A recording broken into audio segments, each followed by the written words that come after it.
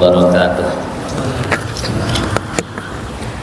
Alhamdulillah alladzi hadana lihadza wa ma kunna linahtadiya laula an hadanallah. Wassalatu wassalamu ala Rasulillah Muhammadin wa ala alihi wa sahbihi wa man tamassaka bihadihi wa sunnatihi ila yaumiddin, amma ba'du. Bapak Ibu jamaah yang dimuliakan Allah, tentunya tidak lupa kita senantiasa untuk memanjatkan segala puji dan rasa syukur kehadirat Allah atas segala limpahan nikmat dan karunia-Nya. Salawat salam juga selalu kita haturkan keharibaan Rasulullah, keluarga, sahabat, dan juga para pengikutnya yang setia. Jamaah yang berbahagia, pada siang hari ini kita akan mengulas satu tema, yaitu menjaga kejernihan hati. Pada dasarnya hati manusia itu bersih, pada dasarnya. Maka kita sering mendengar istilah hati nurani, Jadi semua orang itu pada dasarnya memiliki hati yang bersih, atau hati nurani, hati yang dicahayai, nurani, gitu ya. Kalau di bahasa fasihkan itu kan nuroni, gitu ya, herok, gitu ya, nur, gitu ya. Kemudian kita bahasakan dengan nurani. Nah, lawannya itu hati zulmani, hati yang gelap, Maka Rasulullah pernah suatu ketika menyampaikan kepada salah seorang sahabat, ketika dia bingung, tentang satu hal, gitu ya. Istafti qalbak, mintalah fatwa kepada hatimu, atau bertanyalah kepada hatimu, Karena sebenarnya kita punya potensi kejujuran, punya potensi suara kebenaran di dalam hati kita. Hanya kadang-kadang ketika orang itu banyak bergelimang dengan dosa, dengan kemaksiatan, bisa jadi itu kemudian tertutupi cahaya di dalam hati kita. Nah, di dalam hadis, hati itu disebutkan laksana raja, bagi seluruh anggota tubuh yang lain. Kita sering mendengar, hadis yang menyebutkan tentang hal ini. Ala inna fil jasadi mudghah. Ingatlah bahwa di dalam tubuh manusia itu ada segumpal darah, fa in soluhat soluha sairul jasadi kullihi. Kalau dia baik, maka akan menjadi baiklah seluruh tubuh itu. Fa in fasadat, sebaliknya kalau dia rusak, maka fasadal jasadu kulluh, maka seluruh tubuh manusia, manusia itu sendiri akan menjadi rusak. Hadis ini bisa dimaknai dari sisi hati sebagai bagian dari anggota tubuh manusia, secara fisik. Ada yang menyebutkan jantung, begitu. Karena itu kalau dia baik, biasanya akan menjadi lebih sehat tubuh manusia. Sebaliknya kalau dia rusak, juga akan berimbas pada kesehatan manusia secara keseluruhan. Tetapi juga dimaknai dari sisi ruhani, hati dari sisi ruhani, bukan dari sisi fisiknya. Karena ketika hati seseorang itu baik, insya Allah orang itu juga akan menjadi baik. Kita juga menilai orang itu kan biasanya Pak Fulan itu dikenal baik, karena kita memiliki satu penilaian bahwa orang itu baik dari sisi sikapnya, perbuatannya, yang itu cerminan dari hatinya. Tentu kita tidak melihat dari sisi tampilan fisiknya. Misalnya orang mengatakan kae wong apik begitu kan, biasanya kita melihat dari sisi bahwa dia itu memang orang yang hatinya baik ya. Jadi hati ini sangat penting di dalam kehidupan kita sebagai manusia. Dia seperti raja begitu. Nah, jamaah sekalian yang dimuliakan Allah, hati manusia itu ada yang menyebut dengan istilah atau dibagi menjadi 3 macam ya kondisi hati manusia itu. Ada namanya qalbun salim ya, qalbun salim, hati yang selamat ya. Hati yang ya secara umum dia berada di dalam jalur ketaatan kepada Allah ya. Itu namanya qalbun salim ya. Di dalam Al-Quran disebutkan itu di surat Asy-Syu'ara, yauma la yanfa'u malu wala banun illa man atallaha biqalbin salim. Ingatlah di hari di mana tidak bermanfaat harta dan anak-anakmu ya, illa man atallaha biqalbin salim, kecuali orang yang datang kepada Allah, orang yang sowan menghadap Allah di hari kiamat nanti dengan qalbun salim ya.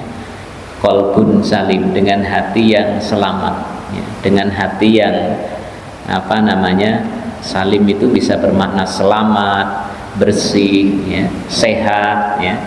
Artinya orang itu tidak membawa penyakit-penyakit hati, tidak membawa kotoran-kotoran hati yang akan menjadikan hati itu menjadi sakit ya.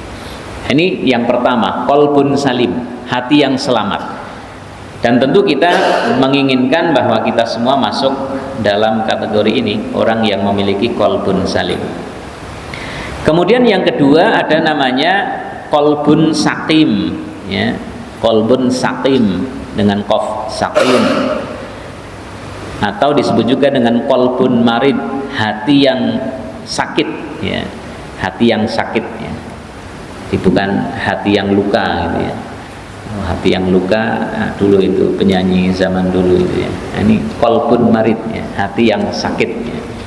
Jadi hati yang sakit ini ya sebenarnya hatinya orang-orang yang beriman juga, hanya mungkin banyak di sana kotoran-kotoran hati yang bercokol, penyakit-penyakit hati yang ada di sana. Maka kalau sakit ya perlu untuk diterapi, perlu untuk diobati ya, perlu untuk disembuhkan.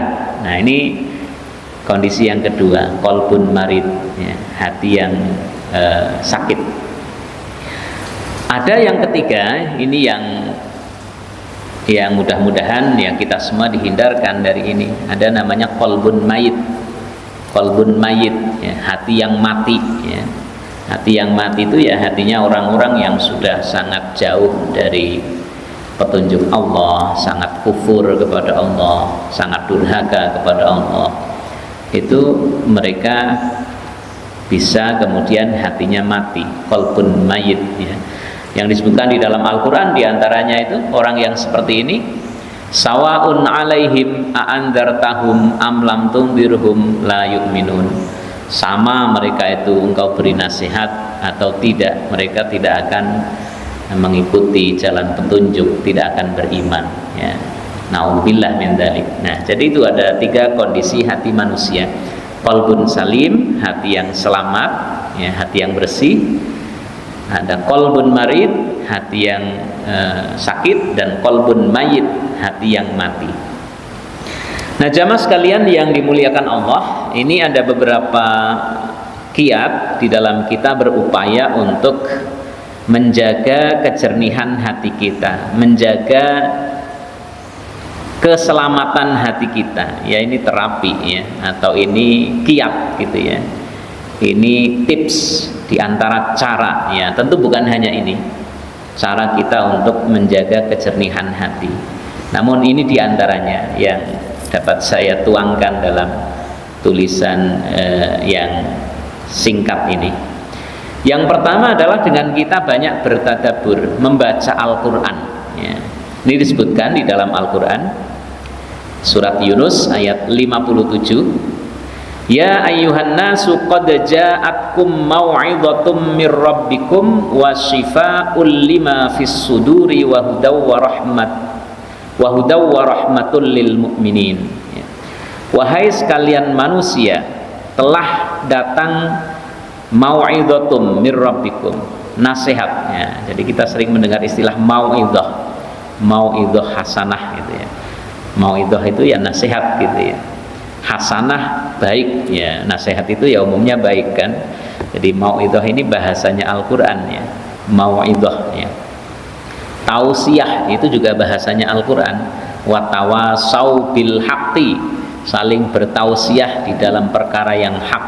Wa tawasau bis sabr, dan saling bertausiah, saling memberikan nasihat di dalam perkara kesabaran, ya. Ini jadi bahasanya Al-Quran yang sering kita gunakan biasanya untuk menyebut ceramah atau pidato tentang agama, ya. Telah datang nasihat dari Tuhanmu, yaitu Al-Quran, dan sebagai obat, ya. Jadi salah satu fungsi dari Al-Quran itu sebagai obat, wasyifaun, sebagai obat, lima fis sudur, bagi yang berada di dalam dada, obat hati, ya. Jadi tidak salah ketika kemudian orang mengatakan obat hati ada 5 perkaranya, maca Quran sak maknane. Nah, ini memang berasal dari Al-Quran ini. Fungsi Al-Quran salah satunya sebagai syifaul lima fis sudur, obat bagi yang berada di dalam dada, yaitu hati. Jadi salah satu fungsinya Al-Quran itu obat hati. Kalau dia sakit, insya Allah Al-Quran bisa menyembuhkannya. Kalau dia resah, gelisah, gundah, insya Allah itu juga menjadi obat bagi ketenangan jiwa. Bahkan secara fisik juga Al-Quran bisa dimanfaatkan sebagai terapi. Banyak penelitian yang membuktikan, dan juga di dalam hadis ada diriwayatkan beberapa hadis bagaimana kita misalnya dalam keadaan sakit juga dianjurkan untuk mengambil keberkahan Al-Quran sebagai cara kita memohon kepada Allah untuk agar mudah-mudahan sakit kita diangkat oleh Allah, ya. Itu ada di dalam beberapa riwayat hadis. Dulu di zaman Nabi pernah itu, Nabi sedang berada dalam perjalanan, kemudian berjumpa dengan satu kampung yang kepala kabilahnya di situ tersengat hewan berbisa, ya. Kemudian ada sahabat Nabi yang mengobati dengan bacaan Al-Fatihah, ya, surat Al-Fatihah yang dengan izin Allah itu ternyata disembuhkan oleh Allah, ya. Dan Nabi mengetahui hal itu, Nabi tidak melarangnya, bahkan membenarkan praktik sahabat tadi. Artinya mengobati dengan ayat Al-Quran dalam batas-batas tertentu, ya, dan kaifiyah yang dibenarkan itu satu hal yang boleh, ya. Dan sebagai petunjuk serta rahmat bagi orang-orang yang beriman. Jadi membaca Al-Quran ini menjadi salah satu cara kita untuk menjaga kejernihan hati kita. Maka kalau bisa monggo kita jadikan bacaan Al-Quran ini bacaan harian kita. Syukur misalnya kita mengawali hari dengan kita membaca Al-Quran. Habis subuh misalnya kita luangkan waktu bareng 10 menit, ya, seperempat jam membaca Al-Quran. Ini baik sekali kalau kita bisa melakukan itu. Atau misalnya habis maghrib, ya. Jadi kalau bisa setiap hari luangkan waktu untuk kita membaca Al-Quran, walaupun barang 1-2 halaman. Kalau itu kita dawamkan, kita rutinkan, insya Allah akan bisa menjadikan hati kita menjadi tentram dan membersihkan hati kita, ya. Kalau ada hal-hal yang mengotori hati kita, mudah-mudahan itu juga menjadi salah satu cara kita membersihkannya. Jadi membaca dan mentadabburi Al-Qur'an ya. Syukur bisa mentadabburi. Tadabbur itu lebih luas dari membaca. Kalau membaca ya kita hanya membaca kalimatnya. Kalau tadabbur itu sambil merenungkan gitu ya. Kalau kita membaca Al-Qur'an yang ada terjemahnya, oh kita juga membaca terjemahannya gitu ya misalnya. Itu tadabbur ya. Nah, ini baik sekali kalau kita bisa melakukannya. Setidaknya membaca ya. Kemudian yang kedua, banyak berzikir dengan lisan dan hati ya. Kita sudah sering mendengar ya firman Allah yang sering dinukil oleh para penceramah, ala bidzikrillahi tatmainnul qulub ya. Ingatlah dengan berzikir hati menjadi tenang. Tatmainnul ya, tatmainnul ini mutmainnah ya. Tatmainnul qulub ya. Jadi hati menjadi tenang dengan kita berzikir. Ya, berzikir apa saja. Berzikir yang kita lakukan setelah sholat ya. Berzikir dalam pengertian membaca doa, aktivitas yang kita lakukan kan biasanya ada doa yang dituntunkan. Kita mau pergi keluar dari rumah membaca doa, yaitu juga termasuk bagian dari zikir, mengingat Allah ya. Zikir itu kan maknanya mengingat Allah. Jadi doa itu sendiri juga bagian dari zikrullah, dari mengingat Allah. Kita mau makan, berdoa, itu juga bagian dari zikir. Syukur juga zikir yang sifatnya memang zikir yang mutlak ya. Kita banyak bertasbih ya, bertahmid ya. Ini insya Allah juga akan menjadikan hati kita tenang, jernih, tentram ya. Karena zikir ini jelas disebutkan di dalam Al-Quran akan menjadikan hati seseorang itu menjadi tentram, menjadi jernih ya. Nah, ini yang kedua ya, zikir dengan lisan dibarengi dengan penghayatan di dalam hati ya. Kadang-kadang kita membaca dengan lisan tetapi hati kita mungkin belum sepenuhnya hadir. Nah, ini yang perlu kita latih juga. Habis sholat misalnya kita membaca subhanallah subhanallah, tapi kadang-kadang ada yang itu hanya bacaan lisan saja ya, tetapi belum selalu kemudian dihayati dengan hati. Nah, tentu idealnya kita membaca dengan lisan, hati kita juga sambil menghayati apa yang kita baca. Subhanallah, maha suci Allah, maha suci Allah. Alhamdulillah, segala puji bagi Allah. Jadi hati kita turut mengikuti apa yang diucapkan dengan lisan kita. Maka di situ ada zikir dengan lisan dan hati ya. Jadi tidak hanya lisannya tetapi hatinya juga menghayati apa yang kita baca. Ya, itu idealnya. Tentu setiap kita punya tahapan-tahapan di dalam mengamalkan agama ya. Ya, paling tidak kita latih dengan kita zikir dengan lisan, kemudian kita tingkatkan syukur bisa sambil menghayati dengan hati kita. Kemudian yang ketiga, menjaga lisan dari segala ucapan yang mengandung dosa dan kesia-siaan. Ya, salah satu di antara hal yang mengotori hati kalau kita tidak bisa menjaga lisan kita ya. Dalam hadis disebutkan la yastaqimu imanu 'abdin hatta yastaqima qalbuhu wa la yastaqimu qalbuhu hatta yastaqima lisanuhu. Tidaklah akan istiqomah iman seorang hamba sampai istiqomah hatinya, dan tidak akan istiqomah hatinya sampai istiqomah lisannya. Jadi menjaga lisan ini penting.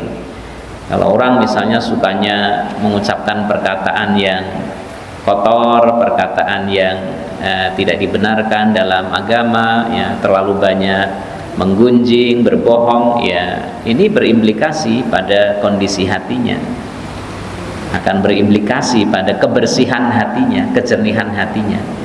Karena lisan itu adalah cermin dari hati ya. Wa ju'ilal lisanu 'alal fuadi dalila ya, dan dijadikan oleh Allah lisan itu sebagai petunjuk kondisi hati seseorang ya. Kemudian yang keempat, selalu berupaya mengingkari atau menjauhi kemungkaran ya, semampu kita ya. Namanya manusia kadang-kadang melakukan kesalahan, yaitu satu hal yang wajar. Namun yang tidak wajar kalau itu kita perturutkan ya, maka kita harus berupaya untuk ya setidaknya memiliki satu komitmen begitu, bahwa kita berhati-hati untuk melakukan hal-hal yang bersifat kemungkaran, bersifat kemaksiatan ya. Jangan kemudian selalu kita perturutkan keinginan hawa nafsu di dalam melakukan hal-hal yang dilarang oleh Allah. Hati senantiasa dihadapkan dengan ujian, kemungkaran ya, bagaikan anyaman tikar sehelai dan sehelai, kata Rasulullah. Hati yang menelannya akan diberi bintik hitam. Jadi ketika orang itu melakukan kemungkaran, kemaksiatan, itu akan muncul noktah hitam di dalam hatinya. Sedangkan hati yang mengingkarinya akan diberi bintik putih ya. Ya, kalau dia berupaya menjauhi kemungkaran, ya, menjauhi perbuatan yang bersifat maksiat, ya hatinya akan menjadi bersih ya. Tapi kalau dia melakukan kemaksiatan, hatinya akan kemudian berbintik hitam. Semakin banyak kemaksiatan yang dilakukan, semakin banyak titik-titik hitam di dalam hatinya. Dan orang yang sudah begitu berkubang di dalam kemaksiatan, ya bisa jadi hatinya akan menjadi hitam legam, sehingga kemudian tidak bisa memancarkan cahaya. Kata Imam Al-Ghazali, itu hati kan seperti cermin gitu ya. Kalau dia bersih, ya akan memantulkan cahaya. Namun kalau dia kotor, ya tidak bisa memantulkan cahaya yang diinginkan. Kemudian yang kelima, ya puasa Ramadan. Ya, puasa Ramadan itu jelas ya, selain akan menghapuskan dosa-dosa kita, juga akan membersihkan hati kita. Nah, syukur misalnya kita juga menunaikan puasa sunnah. Ya, puasa sunnah itu juga menjadi ziyadah kebaikan bagi kita, menjadi pembersih jiwa kita ya. Di antaranya yang disebutkan puasa 3 hari setiap bulan ya, tanggal 13, 14, 15, atau kalau tidak bisa 13, 14, 15 bisa 14, 15, 16 ya. Misalnya tanggal 13-nya kok dilalah pas ada jagung manten, nah bisa diijoli menurut sebagian ulama di tanggal 16-nya begitu. Ya, ini juga tidak wajib, hanya satu anjuran yang kalau kita tunaikan, insya Allah itu akan memiliki keutamaan, diantaranya akan membersihkan hati. Sebagaimana sabda Nabi, puasa pada bulan Ramadan dan 3 hari setiap bulan akan menghilangkan dengki, permusuhan, kemarahan dalam dada ya. Secara umum ya semua ibadah puasa memang akan memberikan kesejukan di dalam ruhani kita.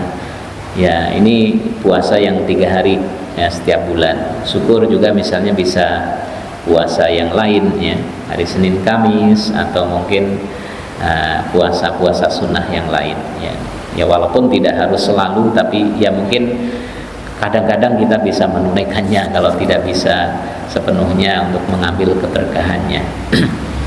Kemudian yang terakhir jamaah sekalian, meskipun di slide ini masih banyak sesungguhnya, hanya ini yang bisa kita sampaikan. Banyak beristighfar ya, karena istighfar ini akan membersihkan hati. Kata Rasulullah, innal mu'mina idza adnaba kanat nuqtatun sauda'u fi qalbihi fa in taba wa naza'a wastaghfara suqila qalbuhu. Sesungguhnya seorang mukmin jika berdosa akan ditandai titik hitam pada hatinya. Nah, ini selaras dengan hadis sebelumnya. Jika ia bertaubat, membaca istighfar, mencabut kemaksiatannya, artinya menghentikan perbuatan kemaksiatannya, dan ia beristighfar, maka hatinya akan mengkilap kembali ya. Jadi yang akan menjernihkan hati kita, ya kita bertaubat dari kemaksiatan, banyak beristighfar ya. Istighfar itu sendiri kan salah satu maknanya bertaubat. Astaghfiru, aku mohon ampun Allah kepada Allah. Astaghfirullah artinya aku mohon ampun kepada Allah. Itu kan bacaan yang juga salah satu maknanya memohon ampun, bertaubat. Wa atubu, dan aku bertaubat ilaih ya. Jadi salah satu bacaan istighfar yang sangat baik untuk banyak kita baca itu Bapak Ibu. Astaghfirullahaladzim alladzi la ilaha illa huwal hayyul qayyum wa atubu ilaih. Jadi itu bacaan istighfar yang ya sempurna begitu. Aku memohon ampun kepada Allah ya, kepada zat yang tidak ada Tuhan selain Ia yang maha hidup, maha berdiri sendiri ya. Wa atubu ilaih, dan aku bertaubat kepadanya ya. Apalagi kalau misalnya kita bisa mengamalkan sayyidul istighfar di pagi dan petang, ya, ini baik sekali. Kata Rasulullah, siapa yang membaca sayyidul istighfar di waktu petang, kok ndilalah sebelum pagi tiba dia meninggal, dia masuk surga. Kalau dia membacanya pagi hari sebelum maghrib tiba dia meninggal, dia masuk surga. Jadi sayyidul istighfar ini baik sekali kita jadikan wirid setiap hari, paling tidak di pagi dan petang. Allahumma anta rabbi la ilaha illa anta khalaqtani wa ana 'abduka, dan seterusnya itu. Kalau bisa diamalkan baik sekali Bapak Ibu. Ini Bapak Ibu jamaah sekalian yang dimuliakan Allah, beberapa hal dari tema menjaga kejernihan hati agar mudah-mudahan hati kita senantiasa berada di dalam kelompok orang yang hatinya qalbun salim, hati yang selamat, hati yang jernih, ya. Ya tentu hati yang jernih tidak hadir begitu saja, ya, walaupun pada awalnya manusia itu hatinya selamat, namun di dalam menempuh hidup dan kehidupan ini seringkali orang melakukan kesalahan, orang memiliki lika-liku tersendiri, maka kita harus berupaya untuk menerapi hati kita dengan amalan-amalan yang akan menjadikan hati kita senantiasa berada di dalam kelompok qalbun salim. Nah, diantaranya ini beberapa hal yang telah sama-sama kita ulas di kesempatan siang hari ini. Demikian kurang lebihnya, mohon maaf. Terima kasih atas perhatiannya, dan mari kita akhiri dengan membaca doa kafaratul majelis. Subhanakallahumma wa bihamdika asyhadu an la ilaha illa anta astaghfiruka wa atubu ilaik. Assalamualaikum warahmatullahi wabarakatuh.